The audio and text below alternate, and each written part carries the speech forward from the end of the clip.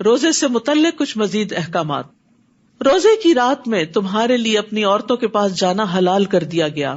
وہ تمہارے لیے لباس ہیں, تم ان کے لیے لباس ہو. سبحان اللہ. شوہر بیوی کا رشتہ, ایک دوسرے کا لباس.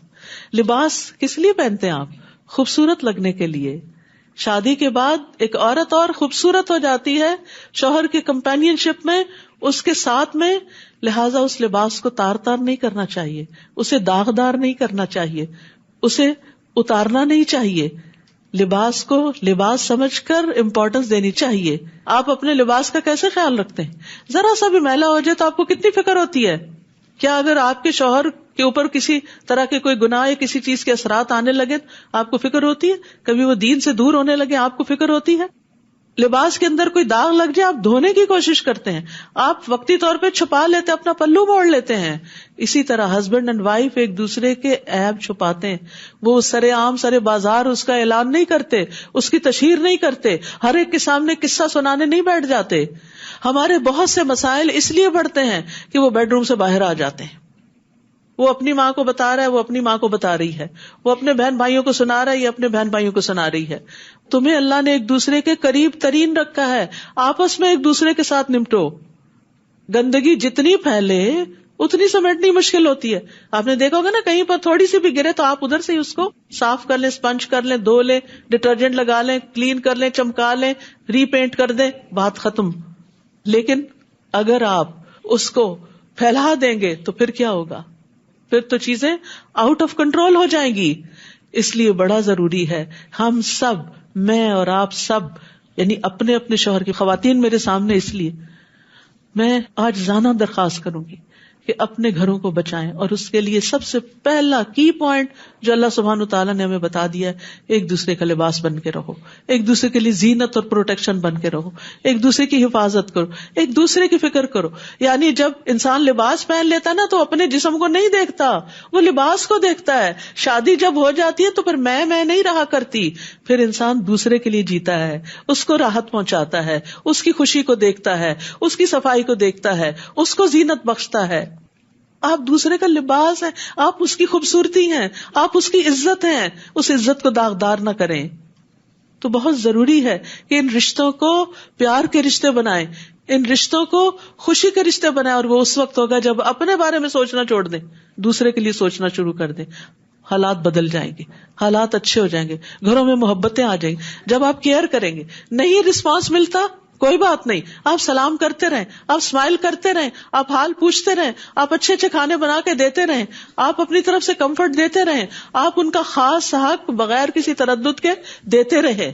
پھر آپ دیکھیں کہ کس طرح حالات اچھے ہوتے ہیں. ٹھیک ہے, مردوں کی ایک انا ہوتی ہے, کچھ وقت لگتا ہے ان کو واپس پلٹنے میں, اس کو بھی سمجھیں, اس وقت کو صبر سے گزاریں, شکر کے ساتھ گزاریں, اور سوچیں کہ کیا اس سے پہلے میری زندگی ایسے تھی, اور اگر یہ میری زندگی سے نکل جائے تو کیا میری زندگی بہت خوبصورت ہو جائے گی. کیونکہ کچھ خواتین کو یہ خیال ہوتا ہے کہ ہم طلاق لے جائیں گے نا تو ہماری جان چھوٹ جائے گی. اور نہیں, اس سے بڑے مسائل آگے آئیں گے, جان نہیں چھوٹے گی اور جان پھنسے گی. اس لیے حد الوسع نبھانے کی کوشش کریں. ہاں, اگر واقعی زمین اور آسمان کے درمیان کا فاصلہ ہے, دونوں کے مزاج میں, دونوں کے روایات اور اخلاق میں, اور کوئی صورت نہیں, تو پھر اللہ نے حلال بھی قرار دیا ہے عزت کے ساتھ الگ ہو جائیں. اور اگر الگ ہو جائے تو پھر نشرہ نہ کریں کہ فلاں خرابی تھی اور فلاں خرابی تھی. کل ہی کسی نے مجھ سے پوچھا کہ اس طرح کچھ معاملہ پیش آ رہا ہے خاندان میں, تو آپ کیا مشورہ دیتی؟ میں نے کہا آپ نے کسی کو ذکر نہیں کرنا کہ کیا وجہ بنی. معاملہ لڑکی کے اندر کوئی گڑبڑ تھی, کہیں اور مائل ہو گئی تھی, تو رہنا نہیں چاہتی تھی, تو اب زبردستی تو نہیں رکھ سکتے اگر کوئی لڑکی رہنا نہیں چاہتی. اب میں نے کہا کہ آپ نے اس لڑکی کا عیب نہیں کھولنا, کہیں نہیں کھولنا. کوئی بھی پوچھے, بہن بھائی پوچھے, دوسرا پوچھے, تیسرا, آپ کے بس اللہ کی مرضی یہی تھی, بس نہیں بنی, بس بات ختم. آپ ان کا لباس ہیں, اللہ نے آپ کو یہ درجہ اور رتبہ دیا ہے, آپ لباس بن کے دکھائیں, یہ اللہ کا حکم ہے. پردہ دری مت کریں, پردے رکھیں. آپ دوسروں کا رکھیں گے تو انشاءاللہ اللہ آپ کا رکھے گا. کون سا کپل ایسا ہے جس میں اختلاف نہ ہو, جس میں کوئی خامی نہ ہو؟ ہر انسان میں کمزوریاں ہیں, ہر ایک میں غلطیاں ہیں. تو کیا ہم دوسروں کی غلطیوں کو اچھالتے ہی رہیں؟ ہن لباس لکم وانتم لباس لہن, وہ تمہارے لیے لباس ہیں اور تم ان کے لیے لباس ہو. اللہ نے جان لیا کہ تم اپنے نفسوں سے خیانت کر رہے تھے, یعنی رمضان کی راتوں میں تعلق قائم کر رہے تھے ان سے، تو اس نے تم پر مہربانی کی اور تم کو معاف کر دیا، بس اب تم ان سے مباشرت کرو، اور اللہ نے جو تمہارے لیے لکھ رکھا ہے اسے تلاش کرو، اور کھاؤ اور پیو یہاں تک کہ تمہارے لیے صبح یعنی فجر کے وقت کی سفید دھاری رات کی سیاہ دھاری سے واضح ہو جائے، پھر روزہ رات تک پورا کرو، اور جب تم مسجدوں میں اعتکاف میں ہو تو ان سے مباشرت نہ کرو، یہ اللہ کی حدود ہیں، بس ان کے قریب بھی نہ جانا۔ اسی طرح اللہ اپنی آیات کو لوگوں کے لیے کھول کھول کر بیان فرماتا ہے تاکہ وہ بچ جائیں۔ کتنی پیاری باتیں ہیں اس آیت میں، تاکہ لوگ برے انجام سے بچ جائیں، دنیا کے بھی برے انجام سے اور آخرت کے بھی برے انجام سے۔ اور تم آپس میں ایک دوسرے کا مال باطل طریقے پر نہ کھاؤ، اور نہ اس کو رشوتاً حاکموں کے پاس لے جاؤ، تاکہ تم لوگوں کے مال کا کچھ حصہ گناہ کے ساتھ کھاؤ، حالانکہ تم جانتے ہو، یعنی ایسا نہ کرنا کہ کسی کا حق رشوت دے کے مار لینا۔ وہ آپ سے نئے چاندوں کے بارے میں سوال کرتے ہیں، کہہ دیجئے وہ لوگوں کی عبادت اور حج کے لیے اوقات مقررہ ہیں۔ چاند جو ہے وہ اللہ کی بڑی نشانیوں میں سے ایک نشانی ہے، باریک دھاری سے آغاز ہوتا ہے، پھر مہینے کے درمیان میں آ کے مکمل ہو جاتا ہے، پھر آخر میں آ کے پھر اصل شکل پہ لوٹ جاتا ہے۔ اس سے ہمارے لیے عبادات کا تعین ہوتا ہے، روزے کب آ رہے ہیں، حج کب ہوگا، محرم کب ہے، اور ایام 20 کون سے ہیں۔ تو یہ اللہ سبحانہ تعالیٰ کی طرف سے ایک بہت بڑی ہمارے لیے نعمت ہے، اور اس سے پتہ چلتا ہے کہ اللہ نے ہمارے لیے دین کو کتنا آسان کیا کہ ایک ابدی کیلنڈر ہمارے لیے مقرر کر دیا۔ اور نیکی یہ نہیں کہ تم گھروں میں ان کے پیچھے کی طرف سے آؤ، بلکہ نیکی اس کی ہے جو تقوی اختیار کرے، اور گھروں میں ان کے دروازوں سے آیا کرو، اور اللہ سے ڈرو تاکہ تم فلاح پا جاؤ۔ یہ بھی ایک کی پوائنٹ ہے، وَأْتُوا الْبُيُوتَ مِنْ أَبْوَابِهَا، ہر کام کو اس کے صحیح طریقے پہ کرو، صحیح جگہ سے چیزوں کو اپروچ کرو، صحیح طریقہ اختیار کرو، اور اللہ کی راہ میں ان لوگوں سے لڑو جو تم سے لڑتے ہیں، اور زیادتی نہ کرنا، بے شک اللہ زیادتی کرنے والوں سے محبت نہیں رکھتا۔ چاہے تم اللہ کے محبوب ہو، اگر تم نے زیادتی کی تو پھر محبت نہیں رہے گی۔ اور تم دوران جنگ جہاں انہیں پاؤ قتل کر دو، اور تم انہیں وہاں سے نکال دو، یعنی مکہ سے جہاں سے انہوں نے تمہیں نکالا ہے، اور فتنہ قتل اور خون ریزی سے زیادہ شدید ہے، اور تم ان سے مسجد حرام کے پاس نہ لڑو یہاں تک کہ وہ خود تم سے اس میں لڑیں، پھر اگر وہ تم سے حدود حرم میں لڑیں تو تم بھی ان سے لڑو، ایسے کافروں کی یہی سزا ہے، پھر اگر وہ باز آ جائیں تو بے شک اللہ بے حد بخشنے والا نہایت رحم کرنے والا ہے۔ اور ان سے جنگ کرو یہاں تک کہ فتنہ باقی نہ رہے اور دین صرف اللہ ہی کے لیے ہو جائے، پھر اگر وہ باز آ جائے تو ظالموں کے سوا کسی پر زیادتی نہیں۔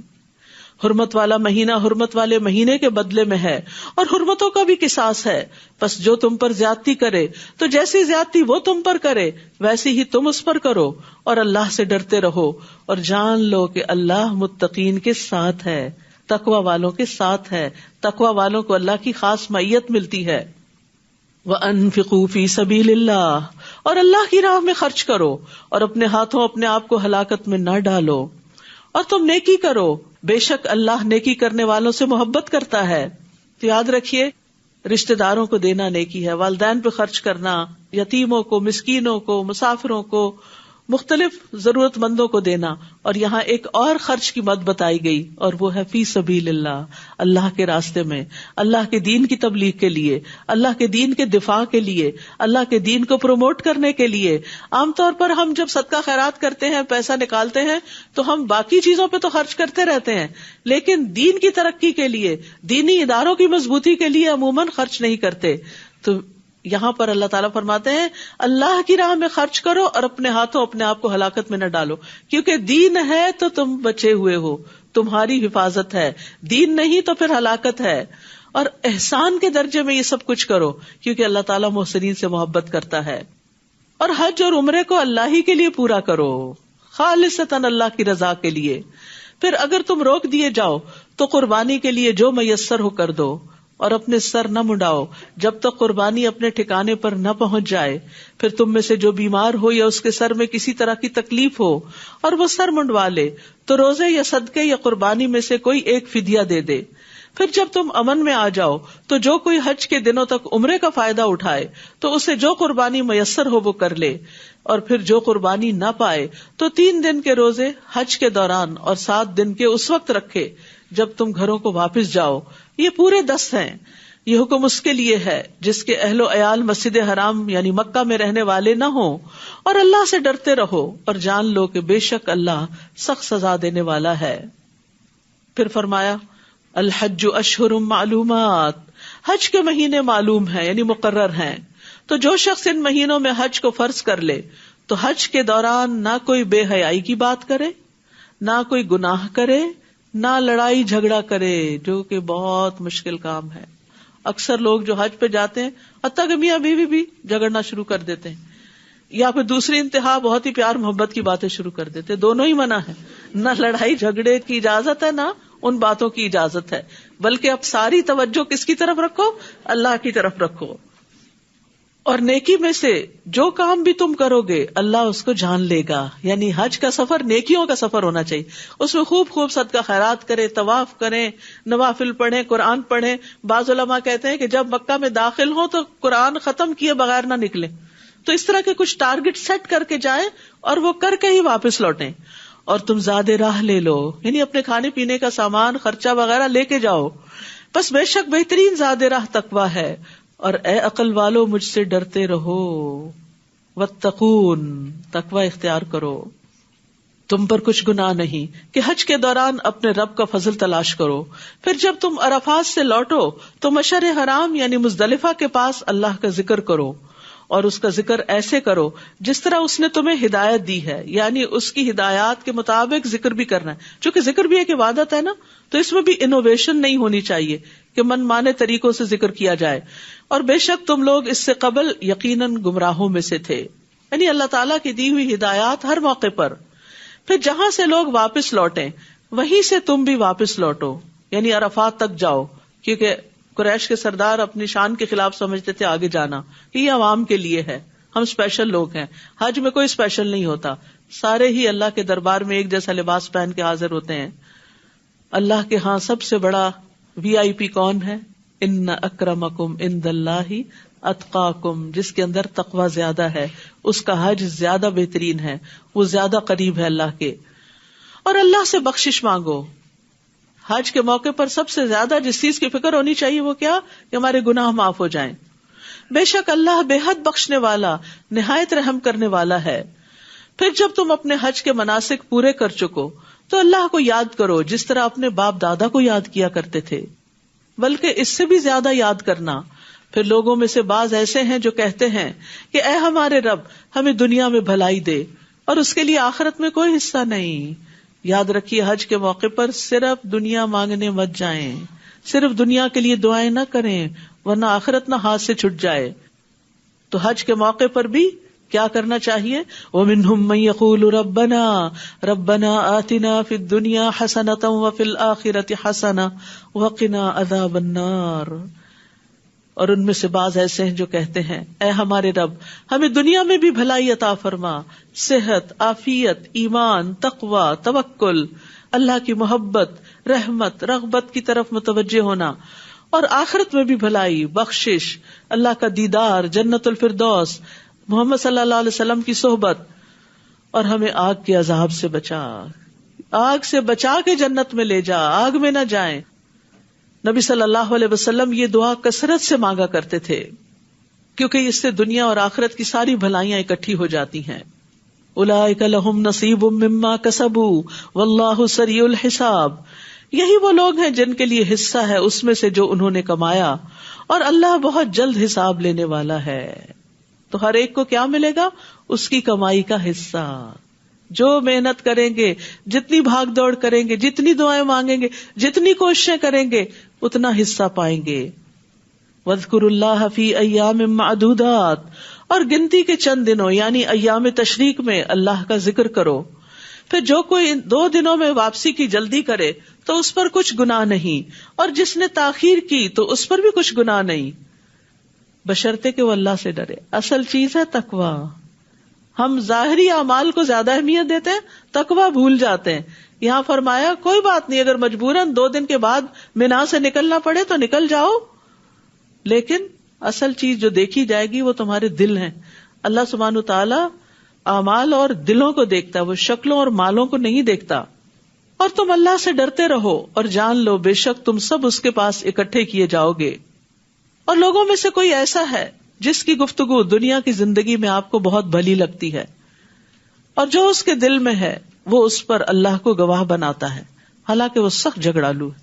یعنی کچھ لوگ بڑی خوبصورت باتیں کرتے ہیں، لیکن جب ان کا کسی سے معاملہ ہوتا ہے تو لڑائی جھگڑے پہ اتر آتے ہیں. یعنی وہ اچھی اچھی باتیں کر کے کیا چاہتے ہیں، لوگ بس سنتے ہی رہیں، کوئی آبجیکشن نہ کرے، کوئی سوال نہ کرے، کوئی اعتراض نہ کرے، اور اگر ذرا سا بھی کوئی کر دے تو لڑ پڑتے ہیں. اس کیریکٹر سے بھی بچنے کی ضرورت ہے. دیکھیے سائیکالوجی کی اصطلاح میں ایموشنل لیکس کہتے ہیں اس کو. یعنی کچھ لوگوں کی ایموشنل لیکس ہوتی ہیں. ایموشنل لیکس کیا ہے کہ آپ کچھ چیزوں کے بارے میں بہت سینسیٹیو ہوتے ہیں. جب کوئی آپ کو وہ خاص بات کہہ دے تو آپ کے ایموشنل ٹریگر ہو جاتے ہیں اور آپ ریئیکشنری ہو جاتے ہیں. تو اول تو یہ کہ اپنی ویکنیسز بتائیں نا کسی کو، اور اگر پتا بھی ہے تو اپنے آپ کو کنٹرول کرنے کی کوشش کریں.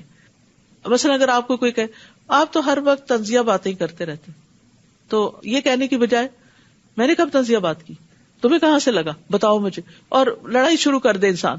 اور دوسرا رویہ کیا، اچھا اوکے میں ٹھیک کرنے کی کوشش کروں گی. چوائس ہے نا آپ کے پاس، آپ کس طرح کا ری ایکشن شو کرتے ہیں. یعنی ایموشنل ہونا یا نہ ہونا آپ کے اپنے ہاتھ میں ہے، اور اگر آپ ہو گئے اور آپ کے منہ سے اور غلط باتیں نکل آئی آپ ہی کا نقصان ہے، لڑائی بڑھ جائے گی. وہ آگ کبھی بھڑکی ہی تھی کہ آپ نے اس پہ فیول ڈال کے اس کو بہت بڑا کر دیا. تو بہت سے فساد، بہت سی لڑائیاں جھگڑے، چاہے دوستوں میں ہو، چاہے خاندان ایکسٹینڈیڈ فیملی میں ہو، چاہے اپنے گھر کے اندر ہو، چاہے ہسبینڈ کے ساتھ ہو. آپ دیکھیں کہ ہسبینڈ کی کون کون سی بات آپ کو اچھی نہیں لگتی، نوٹ کر کے رکھیں، اور کس کس بات میں آپ ایک دم چلا اٹھتے ہیں اور ایک دم پلٹ کے جواب دیتے ہیں اور ایک دم چیخ پڑتے ہیں. وہ آپ کی ویکنیسز ہیں. دراصل ان کی جو غلطی ہے وہ اپنی جگہ، لیکن یہ آپ کی کمزوریاں ہیں. وہ ہوتا ہے نا جسم کا جو مسل استعمال نہ کیا جائے، اگر بھول کے کوئی ہاتھ لگا دے تو آپ چلا اٹھتے ہیں کہ یہ کیا کیا تم نے. وہ کہ اللہ توبہ میں نے تو ابھی ہاتھ ہی لگایا تھا تمہیں. پھر پتہ چلتا ہے کہ یہ مسل کبھی استعمال نہیں ہوا تھا، اسے ایکٹیو نہیں کیا گیا تو وہ بہت ہی ٹینڈر ہو گیا، سینسیٹیو ہو گیا. تو اسی طرح ہماری اپنی کچھ ویکنیسز ہوتی ہیں جن پر ہم زندگی میں کبھی کام نہیں کرتے، نہ ہمیں کسی نے بتایا ہوتا کہ یہ ہماری ویکنیسز ہیں. بس کسی کے چھیڑنے کی دیر ہے کہ ہم بھڑک اٹھتے ہیں. تو آپ اپنے آپ کو خود اینالائز کریں کہ کون آپ کی مدد کرے، خود کریں، کیونکہ کسی نے آپ کو بتایا تو آپ اور بھڑکیں گے. تو اس لیے بہتر یہ ہے کہ اپنے آپ کو خود ہی بتائیں کہ کون کون سے مواقع ایسے ہیں کہ جس میں میں آپ پہ سے باہر ہو جاتی ہوں. بیچارہ شوہر ایک ابھی منہ سے آدھی بات نہیں نکلتی کہ ہم اس کی پوری کر دیتے ہیں. بچے بیچارے ابھی انہوں نے کچھ شروع ہی کیا ہوتا تو ہم کہتے ہیں پھر شروع ہو گئے، پھر تم گیمز کا باکس لے کر آ گئے، تم نے پڑھنا نہیں ہے. وہ بیچارہ ہو سکتا ہے صاف کرنے کے لیے رکھ یا اٹھا کے ایک جگہ سے دوسری جگہ ہی لے جا. ہم نے بس دیکھ لیا کہ اس نے ٹچ کر لیا شجر ممنوعہ کو، بس ابھی اس کی شامت. تو ان چیزوں کو ہم نے خود اپنے اندر سے دور کرنا ہے، اللہ سے دعا کرنی ہے، اچھی کمپنی اختیار کرنی ہے، اور اپنے ویک پوائنٹس کو جاننا ہے، اپنے آپ کو جانے. میں ایک کال پڑھ رہی تھی کسی کا، بڑا اچھا لگا. وہ کہتا ہے کہ میں جو بڑا ہوتا جا رہا ہوں اپنے آپ کو زیادہ پہچان رہا ہوں اور اپنے اس بڑھاپے کو زیادہ انجوائے کر رہا ہوں. میں نے کہا حیرت کی بات ہے، بڑھاپے کو انجوائے کرنا، کون بڑھاپے کو انجوائے کر سکتا ہے سوائے اس کے کہ جو اپنے آپ کو پہچانتا ہو. جب آپ کو پتا ہوتا ہے نا کہ میں ایسا نہیں ہوں، یہ دوسرے کی غلط فہمی ہے، تو پھر آپ بھڑکتے نہیں ہیں. آپ کہتے ہیں اچھا ٹھیک ہے، اوکے فائن، اوکے، بس خوش ہو گئے، جواب دیا نہیں، نوڈ اینڈ اسمائل، بات ختم، ادھر سے نکل جائیں، ہٹ جائیں. وہاں کھڑے ہو کے جاہلوں کی طرح لڑائی جھگڑا فساد گھر میں کھڑا کر کے، بچوں کو وٹنس کر کے، ان کی تربیت خراب کر کے، ان کا فیوچر خراب کر کے. کیونکہ بچوں کے نزدیک سب سے زیادہ ڈیمیجنگ چیز ماں باپ کی آپس میں توتکار ہوتی ہے، آپس کی لڑائیاں ہوتی. تو اگر لڑنا بھی ہو تو اکیلے بیٹھ کے لڑے، کہیں بچوں کے سامنے نہ لڑے. ان بیچاروں کے دل چھوٹے ہوتے ہیں، وہ اور چھوٹے ہو جاتے ہیں، وہ دونوں سے محبت کرتے ہیں. اور یاد رکھیے بچے اس پیرنٹ کی عزت نہیں کرتے جو اپنے ساتھی کی عزت نہیں کرتا، چاہے وہ آپ ہی کیوں نہ ہو. وقتی طور پہ ہو سکتا ہے آپ کے سامنے کہیں آپ بہت اچھے ہیں، دل میں آپ کی عزت نہیں کریں گے، کیونکہ ان کو پتا ہے کہ آپ زبان درازی کرتے ہیں. تو جو شخص زبان درازی کرتا ہے وہ کبھی عزت نہیں پاتا. تو اس لیے اپنی عزت اپنے ہاتھ میں. بولنے سے حالات بدل جاتے ہیں، اگر چیخنے چلانے سے حالات بدلتے ہوتے تو سب کا ہی بدل چکے ہوتے، لیکن اس سے بدلتے نہیں ہیں، اس سے اور زیادہ خرابی ہوتی ہے، ڈیمیج ہوتا ہے. تو اس لیے پراپرلی ری ایکٹ کرنا سیکھے. تو یہاں پر اللہ تعالیٰ فرماتے ہیں کوئی ایسا ہے جس کی گفتگو دنیا کی زندگی میں آپ کو بڑی اچھی لگی، ویسے بڑی خوبصورت باتیں کرتا ہے. اور قسمیں بھی کھاتا ہے، حالانکہ سخت جھگڑالو ہے، یعنی بس ذرا سا اس کو ٹریگر کرنے کی دیر ہے، پھر دیکھو اس کی اصلیت کیسے سامنے آتی ہے. اور بہت دفعہ دنیا کی محبت، مال کی محبت، چیزوں کی محبت جھگڑوں کا باعث بنتی ہے. یہ چیز خراب کیوں کر دی آپ نے میری، یہ لے کر کیوں نہیں آئے، اتنے پیسے کیوں نہیں کمائے، وغیرہ وغیرہ. تو بہت سی لڑائیاں جو ہیں وہ صرف دنیا کی محبت کی وجہ سے، مال کی محبت کی وجہ سے ہوتی ہیں. اور یہ چیز سٹڈیز بھی شو کرتی ہیں کہ اکثر جو طلاقیں ہوتی ہیں اس کے پیچھے مالی معاملات بھی ہوتے ہیں. اور جب وہ پیٹ پھیر کر جاتا ہے تو زمین میں کوشش کرتا ہے تاکہ وہ اس میں فساد پھیلائے، یعنی نہ گھر میں چین سے بیٹھتا ہے نہ باہر، اور کھیتی اور نسل کو ہلاک کر دے. اور اللہ فساد کو پسند نہیں کرتا. اور جب اس سے کہا جاتا ہے کہ اللہ سے ڈرو تو غرور اسے گناہ پہ آمادہ کرتا ہے، تو کافی ہے اس کو جہنم، اور وہ یقیناً بہت برا ٹھکانہ ہے. اور لوگوں میں سے کوئی ایسا ہے جو اللہ کی رضا پانے کے لیے اپنی جان بیچ ڈالتا ہے. زبان کنٹرول کرنا تو بہت آسان ہے اس کے لیے، وہ تو جان بھی دے دیتا ہے کہ میرا رب راضی. کیونکہ آپ کو پتا ہے نا، بعض اوقات ایک جملہ منہ سے نکلتا ہے اور انسان جہنم کی اتھاہ گہرائیوں میں جا پہنچتا ہے. تو ایسا شخص تو اپنی جان گھلا ڈالے گا مگر بدزبانی نہیں کرے گا. اور اللہ بندوں پر شفقت کرنے والا ہے. اے لوگو جو ایمان لائے ہو، اسلام میں پورے کے پورے داخل ہو جاؤ اور شیطان کے قدموں کی پیروی نہ کرو، بے شک وہ تمہارا کھلا دشمن ہے. یعنی عبادات ہو، معاملات ہو، لباس ہو، غذا ہو، شادی بیاہ، طلاق ہو، ہر معاملے میں اسلام کے اصولوں پر چلو. اور شیطان ہر جگہ پر تمہیں اچکے گا، دوسرے رستے دکھائے گا، اس طرف نہیں جانا. پھر اگر روشن دلائل آ جانے کے بعد تم پھسل گئے تو جان لو کہ اللہ سب پر غالب، خوب حکمت والا ہے. کیا وہ اس بات کا انتظار کر رہے ہیں کہ اللہ ان پر بادل کے سائبانوں میں آ جائے، یعنی قیامت آ جائے اور فرشتے بھی آ جائیں اور کام تمام کر دیا جائے، اور اللہ ہی کی طرف لوٹائے جاتے ہیں سب کام. بنی اسرائیل سے پوچھئے کہ ہم نے ان کو کتنی ہی روشن نشانیاں دی. اور جو شخص اللہ کی نعمت کو اپنے پاس آ جانے کے بعد بدل دیتا ہے تو بے شک اللہ سخت سزا دینے والا ہے. دنیا کی زندگی خوشنما بنا دی گئی ہے ان لوگوں کے لیے جنہوں نے کفر کیا، اور وہ ان لوگوں سے تمسخر کرتے ہیں جو ایمان لائے. حالانکہ جو لوگ تقوی اختیار کریں وہ قیامت کے دن ان کے اوپر ہوں گے. تقوی والے سارے لوگوں سے اوپر ہوں گے، اور اللہ جس کو چاہتا ہے بے حساب رزق دیتا ہے.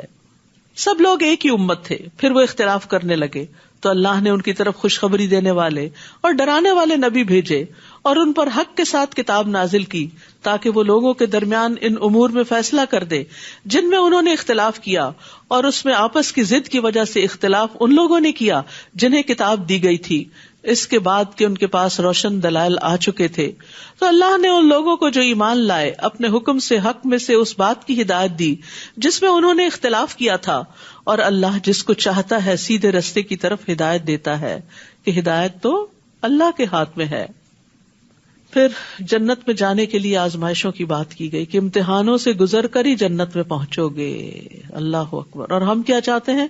کوئی امتحان نہ ہو اور ہم اعلیٰ ترین ڈگری حاصل کر لیں. کبھی دنیا میں بھی ایسے ہوا کہ without examination, test, assignments, vivas, interviews, ایسے ہی بس آپ آگے داخلہ لے لیا بس کافی ہے، یونیورسٹی کا نام لگ گیا آپ کے اوپر، اور اب آپ چونکہ جانا چاہتے ہیں، کچھ اور کرنا چاہتے ہیں تو آپ کو کاغذ پکڑا دیا جائے.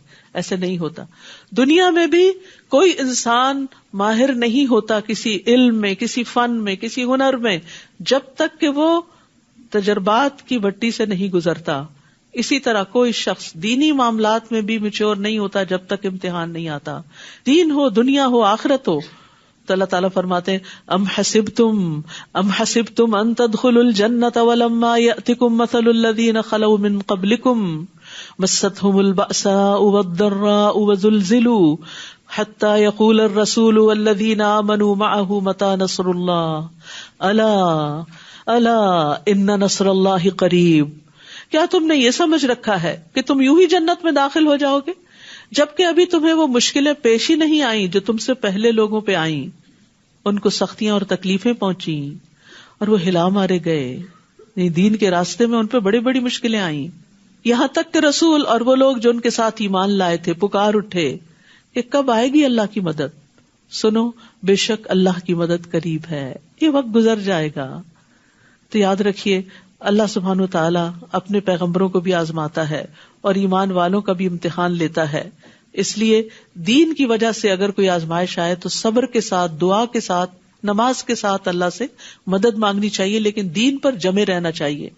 یسألونک ماذا ينفقون، وہ سوال کرتے ہیں آپ سے کہ وہ کیا خرچ کریں. آپ کہہ دیجئے کہ جو مال بھی تم خرچ کرو تو وہ والدین، سب سے پہلے ماں باپ، قرابت داروں، پھر رشتہ دار، یتیموں، محتاجوں اور مسافروں کے لیے ہے. اور جو بھلائی بھی تم کرو گے، وسیع ہے میدان، جہاں دیکھو خیر کرنے کی ضرورت ہے کرو، تو بے شک اللہ اس کو خوب جاننے والا ہے. یہ کیوں کہا گیا کہ اللہ اس کو خوب جاننے والا ہے؟ تاکہ جو بھی کرو اللہ کے لیے کرو، کسی پر احسان جتاتے ہوئے نہیں. چھوٹی سی چھپی ہوئی نیکی بھی کوئی کرتا ہے، کسی کو نہیں پتا، اللہ کو پتا ہوتا ہے. پھر فرمایا کتب علیکم القتال، تم پر اللہ کے راستے میں لڑنا فرض کر دیا گیا. وَهُوَ كُرْهٌ لَكُمْ، اور وہ تمہیں ناگوار ہے. وَعَسَىٰ أَن تَكْرَهُوا شَيْئًا وَهُوَ خَيْرٌ لَكُمْ، ہو سکتا ہے کسی چیز کو تم ناپسند کرو اور وہی تمہارے لیے اچھی ہو. سبحان اللہ. جو یہ آیت سمجھ جائے اس کی زندگی آسان ہو جائے. لسٹ بنائیے ان چیزوں کی جو آپ کو سخت ناپسند ہیں، چاہے وہ لوگ ہیں، چاہے وہ کام ہیں، چاہے وہ چیزیں ہیں. جو چیزیں زندگی میں اچھی نہیں لگتی کہ وہ ہر وقت ہمیں ٹارچر کرتی رہتی ہیں نا. اور پھر سوچنا شروع کیجیے اس میں کیا خیر ہے، اس میں کیا خیر ہے، اس میں کیا بھلائی. موت کو زندگی کے درجے پہ لا کے سوچیے. پازیٹو تھنکنگ، بالکل الٹ دیکھیے، اس کا عکس دیکھیے کہ یہ میری زندگی میں کیوں ہے، یہ مشکل کیوں آ گئی، یہ امتحان کیوں آ گیا، یہ ناپسندیدہ چیز کیوں پیش آ گئی، اور اس کے آنے سے میری اصلاح کتنی ہوئی، میری تربیت اور میرا تجربہ اور میرے اندر نکھار کتنا آیا، اور پھر اس پر میرے لیے اجر کی کتنی بشارت ہے، مجھے اس کے بدلے میں ملے گا کیا اگر میں نے اس کو برداشت کر لیا. اور ہو سکتا ہے کسی چیز کو تم ناپسند کرو اور وہی تمہارے لیے اچھی ہو، اور ہو سکتا ہے کوئی چیز تمہیں اچھی لگے اور وہی تمہارے لیے بری ہو. وہ بہت دفعہ ایسا ہوتا ہے. بہت چاہتوں کے ساتھ کوئی لڑکی پسند آتی ہے، لمبی چوڑی خواریوں کے بعد، اور پھر اس کے بعد انجام کیا ہوتا ہے. بہت دفعہ تجربوں میں ایسی چیزیں دیکھی گئی ہیں. تو کبھی ایسا بھی ہوتا ہے جو چیز پسند آتی ہے وہ مل نہیں پاتی، یا آپ کے پاس پیسے نہیں کہ وہ گھر خرید سکے، یا آپ کی صحت اجازت نہیں دیتی کہ کوئی جاب کر سکے. تو کئی چیزیں دل کو بڑی اچھی لگتی ہیں لیکن آپ کر نہیں پاتے یا آپ کو ملتی نہیں. تو اس پر حسرتیں نہ کریں، اس پر غم نہ کرتے رہیں، اس پہ دکھی نہ رہیں، اس پر پریشان نہ ہوں، بلکہ اسی میں خیر سمجھیں کہ ہو سکتا ہے یہ میرے لیے اچھی نہ ہو. بظاہر اچھی ہے کیونکہ ہر چمکنے والی چیز سونا نہیں ہوتی. واللہ یعلم وانتم لا تعلمون، اور اللہ جانتا ہے اور تم نہیں جانتے. تو یہ اللہ کا فیصلہ، یہ تقدیر ہے، تقدیر کو ایکسپٹ کرو. ومن یؤمن باللہ یہد قلبہ، جو اللہ پر ایمان لے آتا ہے اللہ اس کے دل کو ہدایت دے دیتا، اللہ اس کے دل کو ٹھہرا دیتا ہے. کوئی چیز اچھی ہو گئی خوش ہو گئے، کوئی نہیں اچھی ہوئی تکلیف میں آئے، اس میں بھی خیر ہے، اس میں بھی خیر ہے، یہ میرے رب کا فیصلہ ہے. یاد رکھیے جب کوئی چیز ہو جاتی ہے نا جو اچھی نہیں لگتی، سب سے پہلی چیز اسے تقدیر کا حصہ سمجھ کے، اللہ کا فیصلہ سمجھ کے راضی ہو جائے، اسے ایکسپٹ کر لیں. اب یہ ہو گئی ہے، کوئی اسپیشل بچہ پیدا ہو گیا ہے کسی گھر میں، اب یہ ہو گیا ہے، اب اس کو کہیں پھینک کے تو نہیں آ سکتا، اب اسے ایکسپٹ کر لیں، یہ ہو گیا. اب نیکسٹ سوچیں کہ اس کے ساتھ ڈیل کیسے کرنا ہے، اس کو آگے کیسے بڑھانا ہے. کئی بچے ہوتے ہیں سلو لرنرز ہوتے ہیں، کئی بچے بہت زیادہ ہائپر ہوتے ہیں. یعنی کسی کا ٹیسٹ اولاد میں ہے، کسی کا شوہر میں ہے، کسی کا مال میں ہے، کسی کا کسی اور انسان یا کسی کام کی شکل میں ہے. تو اسے ایکسپٹ کر لیں کہ یہ تو ایسا ہی ہے، اس نے تو سیدھا نہیں ہونا، یہ تو ایسا ہی ہے. اب یہ دیکھنا ہے کہ اس کے ساتھ مجھے کیسے چلنا ہے کہ میرے لیے زندگی آسان ہو جائے. اس کو اکوموڈیٹ کریں، اس کے ساتھ ایڈجسٹمنٹس کریں. جب نئے دانت لگواتے ہیں نا، فلنگ کرواتے ہیں، تو پھر شروع میں تو کیا لگتی ہے، اچھی نہیں لگتی، کیوں ہوا یہ، کاش میں میٹھا نہ کھاتی، کاش ایسا نہ ہوتا، کاش کیویٹی نہ بنتی. وہ کاش سے تو کچھ نہیں ہونے والا، جو ہونا تھا ہو گیا. اب یہ ہے کہ اس کے ساتھ مجھے کس طرح چلنا ہے، اس کی ایڈجسٹمنٹ کیسے کرنی. تو اس کے لیے ایکسپٹ کر لیں کہ یہ اب انڈو نہیں ہونے والا، یہ تو ایسا ہی رہے گا. اب مجھے اپنے آپ کو بدلنا ہے. بعض اوقات حالات نہیں بدلتے، خود کو بدلا جاتا ہے. خود کو بدلنا سیکھیں حالات کے مطابق، لیکن اللہ کی رضا کے مطابق. حالات کے مطابق یہ نہیں کہ نافرمانیاں شروع کر دیں. اور یہ سب کچھ اللہ کے اذن سے ہوا. جادو ہوا تو اللہ کے اذن سے، نظر لگی تو اللہ کے اذن سے، بیماری آئی تو اللہ کے اذن سے. تو اللہ نے اس سے نکلنے کا راستہ بھی بتایا، وہ بھی جانے، اس سے نکلے بھی، محنت بھی کرے اور پھر اس کے ساتھ جینا بھی سیکھے. اگر وہ محنت اور کوشش کے باوجود زندگی سے نہیں نکلتا تو یاد رکھیے ہر مصیبت کے اندر نعمت چھپی ہوئی ہے. ہر مصیبت گناہوں کا کفارہ ہوتی ہے، صبر پر اجر ملتا ہے. خوشی ملنا بھی نعمت اور تکلیف آنا بھی نعمت، دونوں ہی نعمتیں ہوتی ہیں. مومن دونوں حالتوں میں خیر کماتا ہے، کبھی شکر کرتا ہے اور کبھی صبر کرتا ہے.